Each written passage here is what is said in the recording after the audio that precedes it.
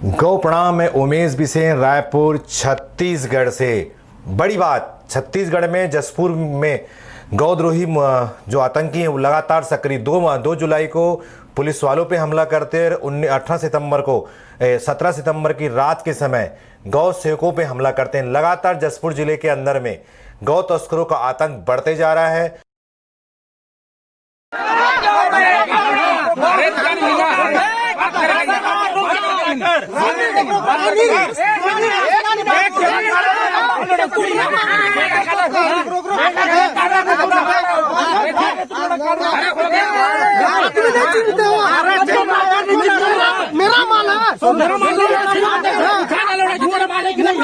जो बांग्लादेशी वहां पे आके बैठे हुए हैं, उनके जो सहयोगी हैं और वो वहां पे प्रॉपर जो बांग्लादेश काफी लंबे समय से वहां पर गौवंश की तस्करी कराते हैं, अब एक आतंक का रूप ले चुका है। लगातार गौ सेवक और पुलिस वालों पे हमला कर रहे हैं और गौ सेवक जब सड़क पे आते हैं और पुलिस हित में भी आते हैं और गौ तस्करों के खिलाफ में आते हैं, तब स्थानीय सरकार अपने प्रभाव का उपयोग करके गौ सेवकों के खिलाफ में रिपोर्ट दर्ज करवाती है। यह दुखद बात है कि पुलिस में हमला होता है तब भी सरकार चुप रहती है।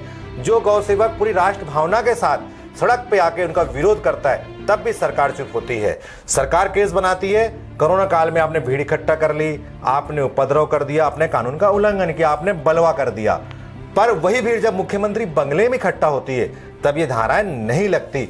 कहीं ना कहीं सरकार का तुष्टीकरण गौवंश के जो अभियान चल रहा है, गौ गरुआ का जो अभियान उनका सरकार का एक प्रपंच चल रहा है, वो तुष्टीकरण में दिखता है। सरकार का अभियान इससे स्पष्ट होता है, वह तस्करों के साथ लगातार खड़ी है।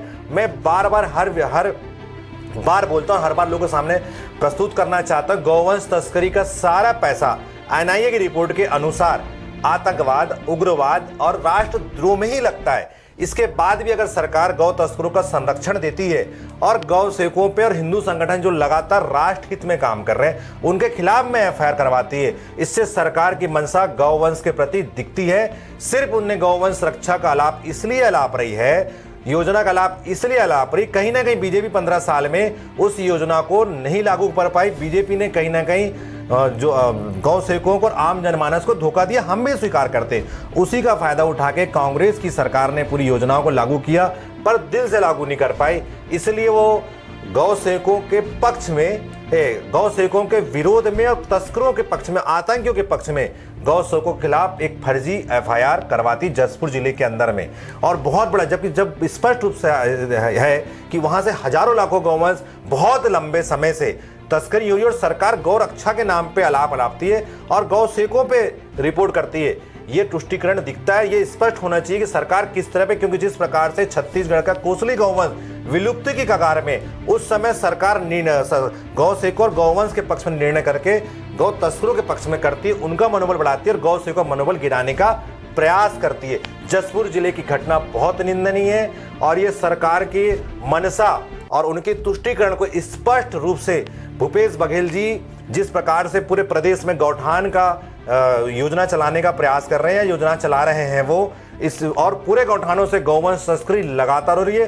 रात में लोग गौवंश खेते जा रहे हैं और लोग पैदल तस्करी, चाहे जसपुर क्षेत्र हो, सरायपाली का क्षेत्र हो, नगरी का क्षेत्र हो, जगदलपुर का क्षेत्र हो, राजनांदगांव का क्षेत्र हो या कवर्धा बेमेतरा का क्षेत्र हो, हर तरफ पैदल तस्करी युद्ध स्तर पे चल रही है। जहां पे भी गौ सेवक या कोई पकड़ने जाता है उसके खिलाफ में लगातार सरकार किसी न किसी रूप में एफआईआर दर्ज करने का प्रयास करती है। उस गौ सेवकों को परेशान करना, जो हिंदू संगठन सामने आता है उसका मनोबल गिराने का प्रयास करती है।